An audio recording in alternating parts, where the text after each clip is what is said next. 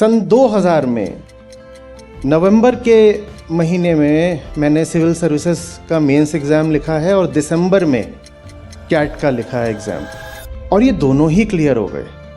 और मानना मेरा भी यही था कि कोई इंसान अगर कई अटेम्प्ट्स लगा के इन दोनों में से किसी एक को भी क्लियर कर ले तो बड़ी बात होती है। एक साथ दोनों कैसे क्लियर हो गए? इतना समय कहाँ से आ गया पढ़ने का?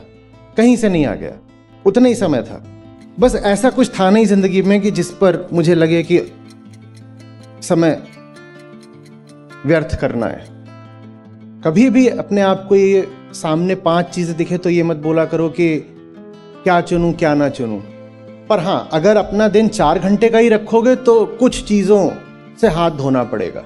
जब भी कुछ दिखाई दे कि कीमती है पर उसके लिए समय नहीं है, तो ये मत करो कि किसी दूसरी कीमती चीज़ से समय काटो।